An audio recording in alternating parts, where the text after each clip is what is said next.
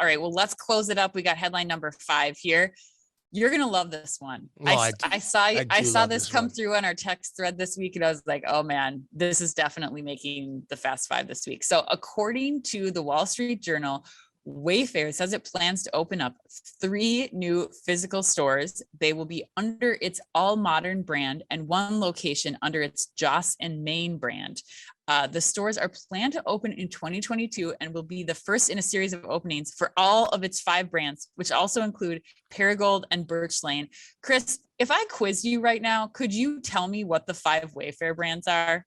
No, in fact, I couldn't. The article only listed 4, and I couldn't think of what the 5th one even was. So, dude, actually, that's my question before I answer this question. Do those mean anything to you? No, I mean, not at all. And dude, we are retail people. I'm right. Wondering if you asked the person who bought something from Wayfair last week, if they could answer that question. Did you just shopped on Wayfair too, right? You literally just shopped on Wayfair like a couple weeks ago. And I did. It still means nothing to you, right? No. And you're not even looking at the names of who it's coming from. You're going and you're searching.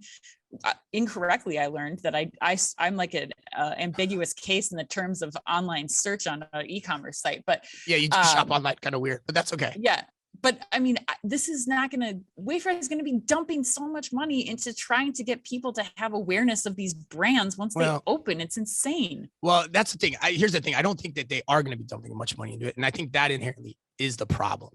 So I'm going to be really scathing on this. So get ready for this, fans, and I hope you like it too. And if you don't, let me know. But I'm gonna be really direct on this.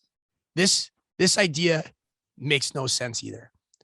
It's clearly, in my opinion, just a case of Wayfair, another case of Wayfair, like its physical retail experiments before, having no vision and trying to left brain experiment their way into the answer. That's the part where I say I think it's not going to cost that much. It's just all it is for them is a left brain experiment, man. We have private label brands, we want to put them out. We tried a Wayfair store, that didn't work. Now we're going to try something else because we own the inventory. We don't have the dropship components of basically what everything else we sell on our site. We can manage it better. So we're going to do this. But honestly, I think it's not going to work. And honestly, the fact that that's a strategy shouldn't be a surprise because Wayfair is the company where, quite honestly, it's where ex-management consultants go to be surrounded by other like-minded people that sit around and tell them how smart they are each and every day. Wow. Yeah. That's aggressive. Yeah, it is. And so that's why this doesn't work to me. Because if you think about the journey of the customer, what the Wayfair brand means to people, it doesn't mean anything in this context of like one individual one-off store. Why do I need that in my shopping journey?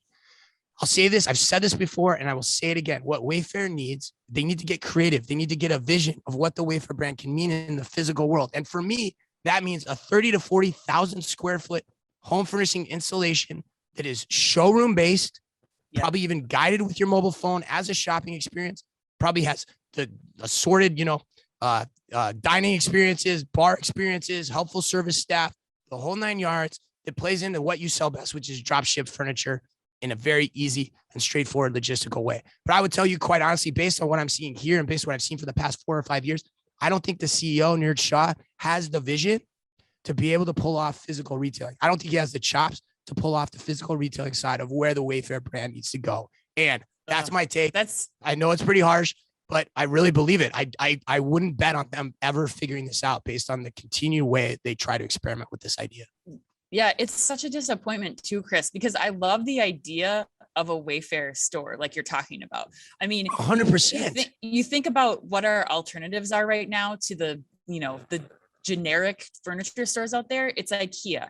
And I think Wayfair, which it is this place right in the middle where you still get high design, but the quality is a little bit better, than IKEA, but not quite as expensive as, dropping $6,000 on a couch at, your local furniture store. And so I think that if they could do this in the right way, like you're talking about, they could have a really phenomenal concept here. I think they could go neck and neck with IKEA and really be like this elevated older sister of an IKEA experience that has the showroom style offering that involves tech that even at its very baseline could be just a return center. I mean, that's the biggest friction point for me with Wayfair that keeps me from ordering. I mean, my husband and I almost got divorced over it 2 weeks ago. You had to take him to Walgreens, right? You had to take the product back to Walgreens. Yeah, he had to return 3 giant boxes in a trailer. Like, it's a terrible experience.